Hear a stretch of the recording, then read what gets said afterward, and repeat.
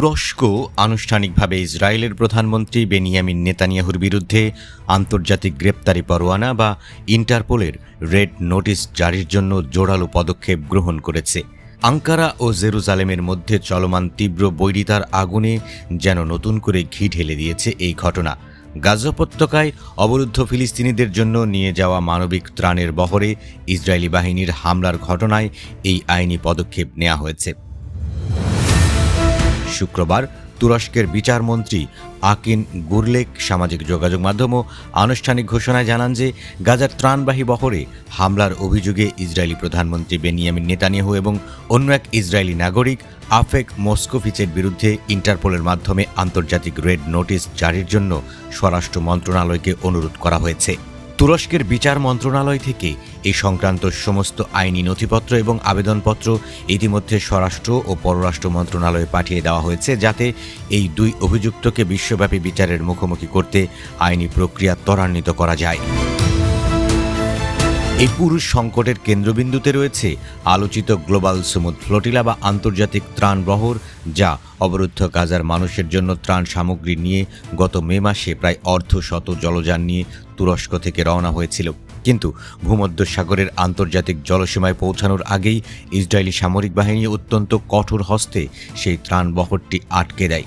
জাহাজে থাকা শান্তিকামী ও মানবাধিকার কর্মীদের জোরপূর্বক আটক করে ইসরায়েলি কারাগারে নিয়ে যাওয়া হয় এবং পরবর্তীতে তাদের নিজ নিজ দেশে ফেরত পাঠানো হয়, যা বিশ্বজুড়ে তীব্র প্রতিবাদের জন্ম দিয়েছিল। তুরস্কের আদালতের নথিপত্র অনুযায়ী ইস্তানবুলের 11তম হাই ক্রিমিনাল কোর্টে এই সংক্রান্ত একটি বড় বিচারিক প্রক্রিয়া চলমান রয়েছে, যেখানে নেতানিয়াহু সহ মোট 35 জন অভিযুক্তের বিরুদ্ধে বিচার চলছে।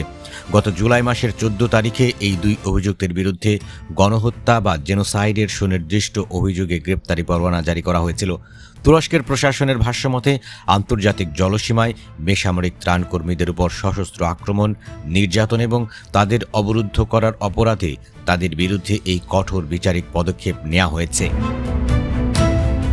তুরস্কের এই পদক্ষেপে ইসরায়েলও তীব্র প্রতিক্রিয়া ব্যক্ত করেছে। তেল আবিব ও আঙ্কারার মধ্যকার পারস্পরিক সম্পর্ক অতীতেও তলানিতে ঠেকেছিল, আর এই নতুন পদক্ষেপে তা আরও বেশি বিস্ফোরক হয়ে উঠেছে। ইসরায়েলি প্রধানমন্ত্রী বেনিয়ামিন নেতানিয়াহুর কার্যালয় থেকে এক কড়া প্রতিক্রিয়ায় তুরস্কের এই পদক্ষেপকে একটি করুণ ও হাস্যকর প্রচেষ্টা বলে উড়িয়ে দেওয়া হয়েছে। নেতানিয়াহুর দপ্তর থেকে বলা হয়েছে যে ইসরায়েলি নেতৃত্ব ও সেনাদের ভয় দেখানোর এই ধরনের ব্যর্থ চেষ্টা কোনো ফলপ্রসূ হবে না, বরং এটি তুর্কি প্রেসিডেন্টের রাজনৈতিক উদ্দেশ্য প্রণোদিত একটি পদক্ষেপ মাত্র। তবে এই দ্বন্দ্ব কেবল গাজা উপত্যকা এবং ত্রাণবহরের মধ্যেই সীমাবদ্ধ থাকেনি, বরং এর পরিধি ক্রমেই সিরিয়ার রণাঙ্গনেও ছড়িয়ে পড়েছে। সম্প্রতি সিরিয়ার ভেতরে ইসরায়েলি প্রতিরক্ষা বাহিনী বিমান হামলা চালানোর পর নতুন করে উত্তেজনা শুরু হয়েছে। ইসরায়েলের পক্ষ থেকে দাবি করা হয়েছিল যে তুরস্ক সিরিয়ার আবু আল দুহুর বিমান ঘাঁটিতে নিজেদের সামরিক উপস্থিতি তৈরি করার চেষ্টা করছে এবং আঙ্কারা সিরিয়ায় বিপজ্জনক সব খেলায় লিপ্ত হচ্ছে, যা ইসরায়েলের নিরাপত্তার জন্য হুমকি স্বরূপ। ইসরায়েলি মন্ত্রীর এই অভিযোগের তীব্র নিন্দা ও প্রতিবাদ জানিয়েছে তুরস্কের প্রতিরক্ষা মন্ত্রণালয়।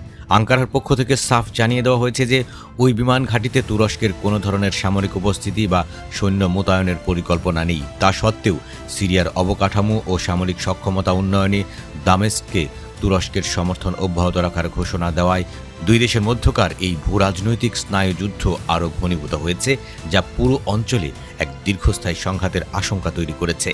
হাজার হাজার মাইল দূরে সংঘটিত এই কূটনৈতিক ও আইনি লড়াই প্রমাণ করে যে গাজা ইসরায়েল যুদ্ধ শুরু হওয়ার পর থেকে আঙ্কারা ও জেরুজালেমের মধ্যকার সম্পর্ক কতটা গভীর খাদের কিনারায় এসে পৌঁছেছে।